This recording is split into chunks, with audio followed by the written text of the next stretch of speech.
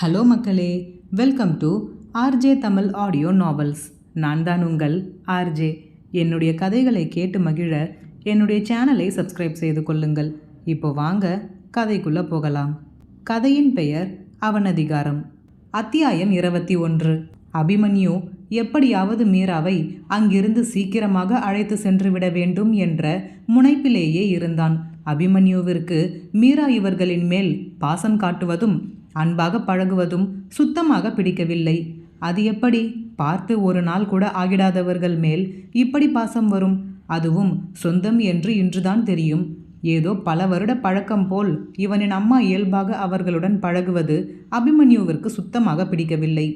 மேலும் பல கேள்விகளையும் அவன் மனதிற்குள் எழுப்பியது. குழப்பமான மனநிலையில்தான் இருந்தான் அபிமன்யு. எந்த ஒரு விஷயத்தையும் சரியாக கணிப்பவன். எவ்வளவோ பெரிய பெரிய ப்ராஜெக்டுகளை எல்லாம் சாதாரணமாக கைப்பற்றுபவனால் இந்த விஷயத்தில் எளிதில் ஒரு முடிவுக்கு வர முடியவில்லை. இப்படி அவன் எந்த ஒரு விஷயத்திலும் குழம்பி நின்றதே கிடையாது. இதுதான் முதல் முறை.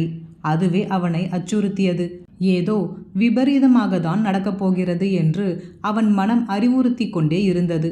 ஆகையால் எப்படியாவது அங்கிருந்து சீக்கிரம் சென்றுவிட வேண்டும் என்பதே அபிமன்யுவின் குறியாக இருந்தது. சரி அபி, கிளம்பலாம் வா என்று கூறி மரகதத்தை பார்த்த மீரா, நாங்கள் கிளம்புறோம் பெரியம்மா, கண்டிப்பாக இன்னொரு நாள் வருவோம். பெரியப்பாவுக்கு நல்லபடியாக குணமாகி வீட்டுக்கு வந்ததும் சொல்லுங்க, நாங்கள் கண்டிப்பாக வரோம் என்று கூறினார். சரிம்மா, உன் நம்பர் கொடுத்துட்டு போ என்று கூறினார் மரகதம் பாட்டி. மீரா, நீங்கள் ஃபோன் வச்சுருக்கீங்களா பெரியம்மா? இல்லைம்மா, என்கிட்ட இல்லை, கயல்கிட்ட கொடுத்துட்டு போ, அவள் உன்கிட்ட பேசணும்னு நினச்சா போட்டு கொடுப்பா என்று கூறினார் மரகதம் பாட்டி. சரிங்க பெரியம்மா, நான் கொடுத்துட்டு போகிறேன், அடிக்கடி ஃபோன் பண்ணுங்க என்று சிரித்த முகமாக கூறிவிட்டு அவரிடம் விடை பெற்று கொண்டு வீட்டினுள் நுழைந்தார் மீரா. சிறிது நேரம் மரகதத்திற்கு மனம் பாரமாக ஆகிவிட்டது. பார்த்து ஒரு நாள் கூட ஆகவில்லை, அதற்குள் எப்படி ஒட்டி கொண்டாள்? தன் ரத்தம் என்பதினால்தானே என்று எண்ணி கண்கள் கலங்கிவிட்டது. என்னதான் தன் தங்கையிடமே தான் பெற்ற மகளை கொடுத்து வளர்த்திருந்தாலும் முழு மனதாக அவரின் மனம் அதை ஒப்புக்கொள்ளவில்லை. மனதில் ஒரு ஓரத்தில் அந்த வலி இருந்து கொண்டேதான் இருக்கிறது, இருந்து கொண்டேதான் இருக்கும். வள்ளியம்மையும் அவரின் மகளை எப்படியோ போகட்டும் என்று விட்டுவிடவில்லையே. தான் பெற்றெடுத்த மகளை எப்படி பார்த்திருப்பாரோ அதைவிட பல மடங்கு அதிகமாக தான் மீராவை பார்த்தார். தனக்கு வரமாய் கிடைத்த மகளை சிறு வயது முதலே அன்பை கொட்டி வளர்த்தார். கிருஷ்ணமூர்த்தியை பற்றி சொல்லவே வேண்டாம். அவருக்கு எல்லாமே மீராதான். மீராவிற்கு அடுத்தபடிதான் வள்ளியம்மை கூட. நல்ல முறையில் வளர்த்து திருமண வாழ்க்கையும் நல்ல முறையில்தான் அமைத்து கொடுத்திருந்தனர். நன்கு வசதி வாய்ந்த செல்வாக்கு நிறைந்த இடத்தில்தான் மீராவை திருமணம் முடித்து கொடுத்தனர். மகேந்திரன் ஒன்றும் சாதாரண குடும்பத்து பிள்ளை இல்லை. அவர்கள் பரம்பரை பரம்பரையாக ஜவுளி வியாபாரம் செய்பவர்கள். கிருஷ்ணமூர்த்தி சென்னைக்கு வந்து ஜவுளி வியாபாரம் செய்ய தொடங்கி தன் கடின உழைப்பால் மேலும் மேலும் முன்னேறினார். சிறிது காலத்திலேயே அவரின் ஜவுளி வியாபாரம் பெரும் முன்னேற்றத்தையும் வளர்ச்சியையும் கண்டது. அதன் பலனாய் சென்னைக்குள்ளேயே பல கடைகளை திறந்தார். இவருடன் ஜவுளி வியாபாரத்தில் பழகியவர்தான் மகேந்திரனின் அப்பா. இவரின் கடின உழைப்பையும் வளர்ச்சியையும் கண்டு இவரின் மகளை தன் மகனுக்கு மணமுடிக்க முன்வந்தார். ஜவுளி வியாபாரத்தில் முதலிடத்தில் இருப்பதுதான் மகேந்திரன் டெக்ஸ்டைல்ஸ். அப்பேற்பட்ட பெரிய இடத்தில் இருந்து தங்கள் மகளை கேட்டு வந்தது கிருஷ்ணமூர்த்திக்கு மிகவும் மகிழ்ச்சி. மீரா சிறு வயது முதலே மிகவும் அதிர்ஷ்டசாலி என்று கிருஷ்ணமூர்த்தி கூறிக்கொண்டே இருப்பார். மீரா வளர வளர தங்கள் வியாபாரத்தில் முன்னேற்றம் அடைவதற்கு மீராவின் ராசிதான் காரணம் என்று தன் மனைவியிடம் பெருமையாக கூறிக்கொண்டே இருப்பார். இப்பொழுதும் மீராவின் ராசிதான் இவ்வளவு பெரிய இடத்தில் இருந்து அவளை பெண் கேட்டு வந்திருக்கின்றனர். அங்கே திருமணம் முடித்து வைத்தால் தங்கள் மகள் சீரோடும் சிறப்போடும் ராணியைப் போல் வாழ்வாள் என்று மனம் முடித்து விட்டனர். அவர்களின் எண்ணம் போல்தான் மீராவின் வாழ்க்கையும் அமைந்தது. வழக்கம் போல் ஏதேதோ காரணங்களை நினைத்து தன்னைத்தானே சமாதானம் செய்து கொண்டார் மரகதம் பாட்டி.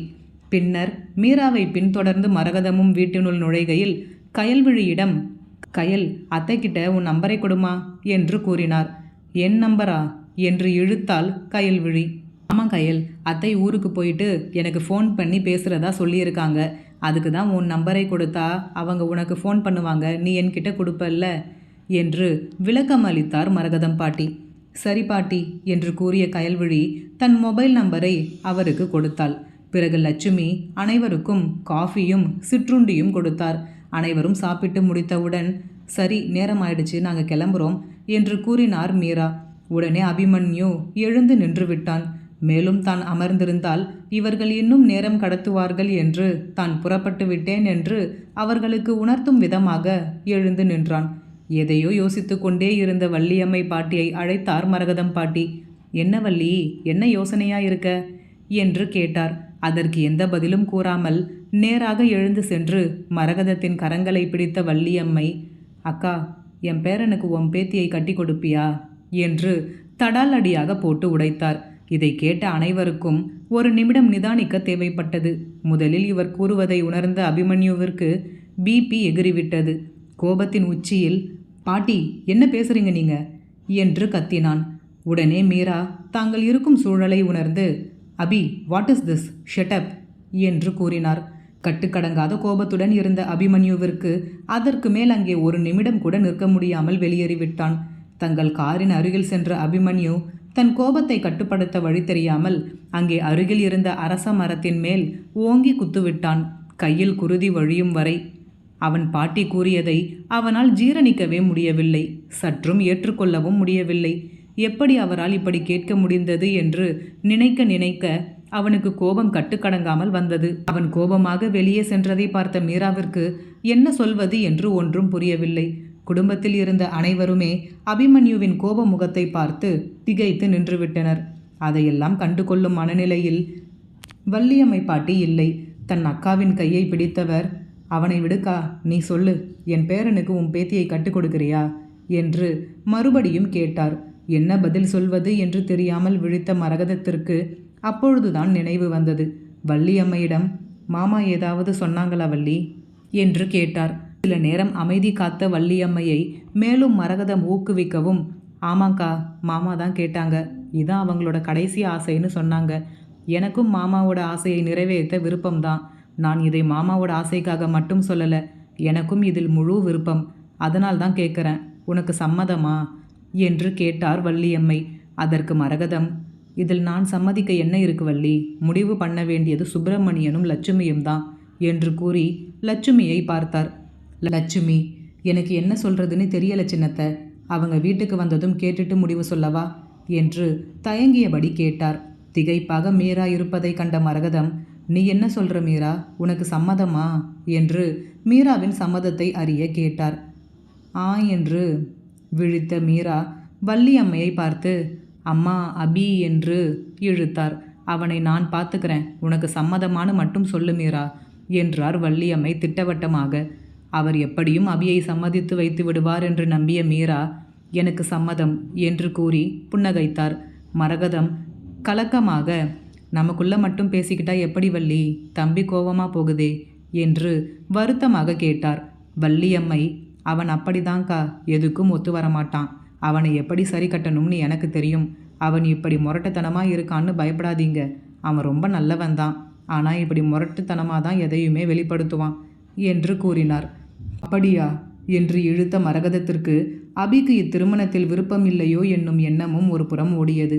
தன் அக்காவின் எண்ண ஓட்டத்தை உணர்ந்த வள்ளியம்மை அவரின் கரங்களில் அழுத்தத்தை கொடுத்து, எனக்கு நீ அக்கா மட்டும் இல்லை, கடவுள் மாதிரி என்று கூறி கண்கலங்க, என்கிட்ட மாமா கேட்டதுக்காக மட்டும் நான் இதுக்கு சம்மதிக்கலக்கா. உங்கள் வீட்டில் இருந்து பொண்ணு எடுக்க எனக்கு சந்தோஷம்தான், அதனால் தான் உன்கிட்ட கேட்டேன். அப்படி இப்படி பேசுனதை நினச்சி கவலைப்படாதக்கா. அவன் ரொம்ப நல்லவன், என்ன கொஞ்சம் முன்கோபம் வந்துடும், அவ்வளவுதான்.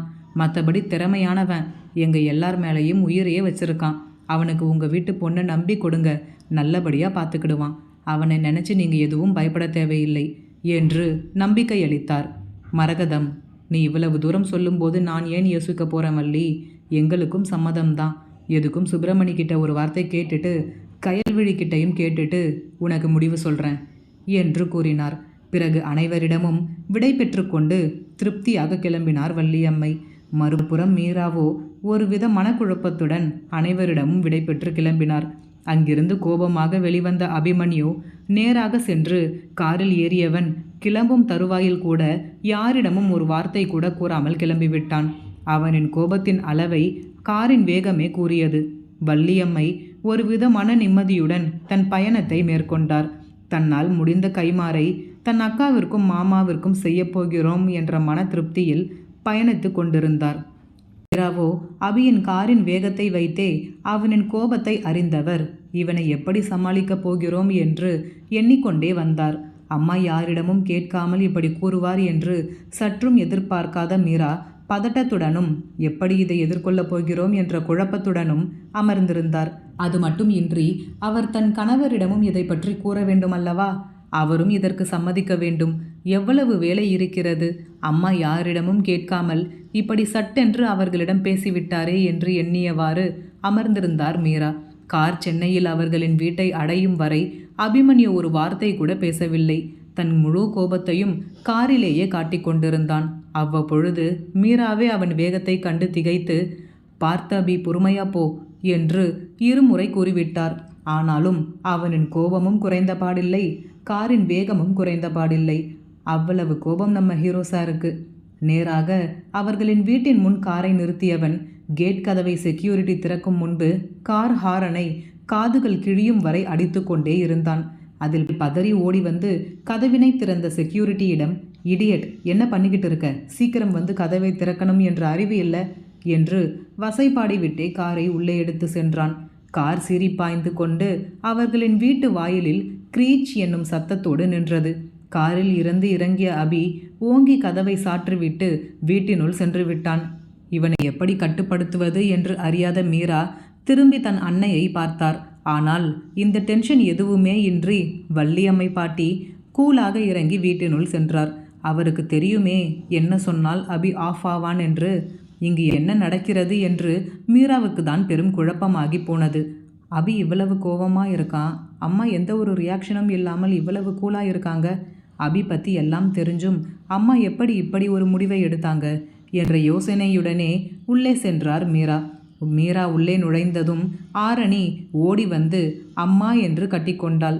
ஆரணி, எங்கம்மா போயிருந்தீங்க என்று கேட்டாள். ஒன்றுமில்லடா, நம்ம சொந்தக்கார தாத்தாவுக்கு உடம்பு முடியலை, அதான் பார்த்துட்டு வரலாம்னு போனோம், கொஞ்சம் லேட் ஆயிடுச்சு. நீ சாப்பிட்டியா என்று விசாரித்தார் மீரா. சாப்பிட்டேம்மா. இந்த ஆரி அண்ணா தான் என்னை டிவி பார்க்கவே விடலை, கிரிக்கெட் வச்சுக்கிட்டு என் உயிரை வாங்குறான் என்று ஆரியனை பற்றி கம்ப்ளைண்ட் செய்தாள் ஆரணி. உடனே பொங்கி எழுந்துவிட்ட ஆரியன், அம்மா, அவள் பொய் சொல்கிறா, அவளை நம்பாதீங்க. ஸ்கூலில் இருந்து வந்ததில் இருந்து சின்ன குழந்தை மாதிரி ஷின்சான் பார்த்துக்கிட்டு உக்காந்துருந்தா. நானே இப்போதான் அவகிட்ட சண்டை போட்டு ரிமோட்டை பிடுங்கி கிரிக்கெட் வச்சேன். அதுக்குள்ளே நீங்கள் வந்துட்டீங்க. இப்போ ஒன்றும் தெரியாத பாப்பா மாதிரி என்னை பற்றி உங்ககிட்ட போட்டு கொடுக்குறா என்று தன் பக்க நியாயத்தை கூறினான். சரி, 2 பேரும் சின்ன பசங்க மாதிரி அடிச்சுக்காதீங்க என்று கூறிய மீரா, போய் படுங்க, மணி ஆயிடுச்சு, காலையில் ஸ்கூல் காலேஜ் போகணும்ல என்றார். Mom, I am not a kid, அவகிட்ட சொல்லுங்க, I know what I am doing என்று கூறினான் ஆரியன். உடனே ஆரணி, மா, அவனை நம்பாதீங்க, இப்படி தான் உங்ககிட்ட சொல்லிவிட்டு டெய்லி நைட் வாட்ஸ்அப்பில் ஃப்ரெண்ட்ஸ் கூட சேட் பண்ணிக்கிட்டு படுக்கவே 2 மணி ஆகுது. எப்போ பார்த்தாலும் அவனுடைய ஃபோன் ஆன்லைன்லேயே இருக்குது என்று போட்டு கொடுத்தாள். நான் ஆன்லைனில் இருக்கேன்னு உனக்கு எப்படி தெரியும் என்று அவளை மடக்கினான் ஆரியன். திருவென விழித்தாள் ஆரணி. சரி சரி, எனக்கு ரொம்ப டயர்டாக இருக்குது, உங்கள் கூட பஞ்சாயத்து பண்ண எனக்கு இப்போ உடம்பில் தெம்பு இல்லை, எதுவாக இருந்தாலும் நாளைக்கு பார்த்துக்கலாம், இப்போ போய் படுங்க என்று இருவரையும் சமாதானம் கூறி அனுப்பி வைத்துவிட்டு தங்கள் அறையை நோக்கி சென்றார் மீரா. வள்ளியம்மை பாட்டியின் ஆசைப்படி அபிமன்யுவிற்கும் கயல்விழிக்கும் திருமணம் நடக்குமா? இனி வரும் அத்தியாயங்களில் பார்ப்போம். இந்த கதை பிடித்திருந்தால் மறக்காமல் லைக் பண்ணிவிட்டு அப்படியே சப்ஸ்கிரைப் பண்ணிடுங்க ஃப்ரெண்ட்ஸ். மீண்டும் அடுத்த அத்தியாயத்தில் சந்திப்போம். நன்றி.